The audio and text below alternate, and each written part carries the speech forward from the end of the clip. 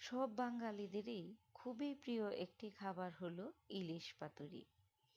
খুব অল্প সময়ে এবং খুবই অল্প উপকরণ দিয়ে কিভাবে এত সুস্বাদু একটা ইলিশ পাতুরি আমি রান্না করি, অনুমানের রান্নাতে আজ আপনাদের সাথে তাই আমি শেয়ার করব।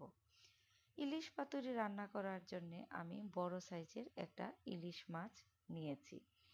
আস্ত ইলিশটাকে খুব ভালো করে ধুয়ে তারপর আমি আমার পছন্দ অনুযায়ী টুকরো করে নিয়েছি। আপনারাও যে যতটুকু বড় সাইজ করে টুকরো করতে চান সেই অনুযায়ী মাছ টুকরো করে তারপর নিয়ে নেবেন। মাছের ভিতরে ডিম ছিল, আমি ডিমটাকে অন্যভাবে রান্না করেছি, সেটা আরেকদিন ভিডিওতে আপনাদের সাথে শেয়ার করব। আজ যেহেতু ইলিশ পাতুরি রান্না করব তাই মাছের টুকরোগুলো নিয়েছি। এই ইলিশ মাছের টুকরোগুলোকে সামান্য পরিমাণ হলুদ ও মরিচের গুঁড়া, লবণ ও সরিষার তেল দিয়ে একটু মাখিয়ে নেব। এখানে কিন্তু মরিচের গুঁড়াটা শুধুমাত্র সুন্দর একটা রঙের জন্য সামান্য একটু মরিচ গুঁড়ো ব্যবহার করেছি। আর পুরো রান্নাটা আমি কাঁচামরিচ দিয়েই কিন্তু রান্না করব।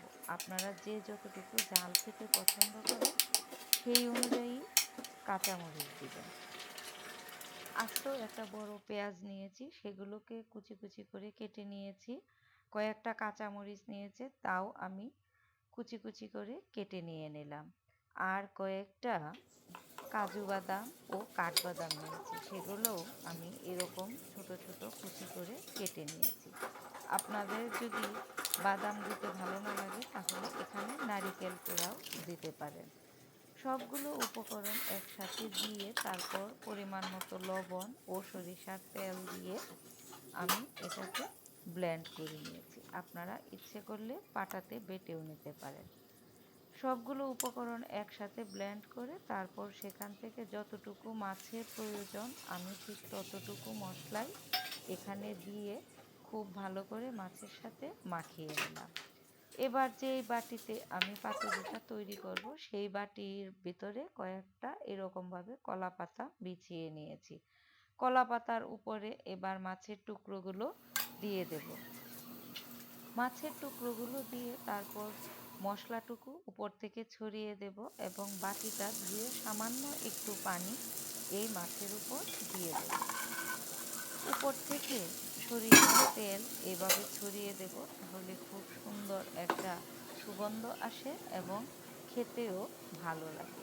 কয়েকটা কাঁচামরিচ আমি এভাবে পিছন থেকে কেটে দিয়েছি, আপনারা ইচ্ছা করলে এই কাঁচামরিচগুলোকে ফালি করেও দিতে পারেন।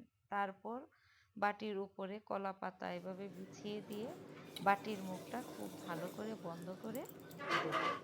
কড়াইয়ে পানি দিয়ে তারপর পানিটা উতলানোর পর একটা স্ট্যান্ড দিয়ে বাটিটা বসিয়ে দেব। আপনাদের যদি স্ট্যান্ড না থাকে তাহলে এই পানির উপরে বাটিটা বসিয়ে দেব এবং ভালো করে ডেকে দেবেন। একটা জিনিস এখানে না বললেই নয়, সেটা হলো পানিটা যেন সবসময় যে বাটিতে আপনারা ইলিশ পাতুরি রান্না করবেন সেই বাটির নিচেই পানিটা থাকে, তাহলে বাষ্প বাটিতে ঢুকবে না এবং পানিও বাটির ভিতরে ঢুকবে না।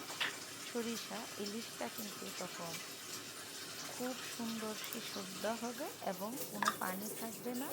মাখা মাখা একটা ইলিশ হবে, তরকারি হবে, ইলিশ মাছের তরকারি হবে, সেটা কিন্তু খুবই সুস্বাদু হয়ে গেল। কিন্তু আমার ইলিশ পাতুরি, এই ইলিশ পাতুরিটা রান্না করতে 25 থেকে 30 মিনিটের মতো সময় লাগে।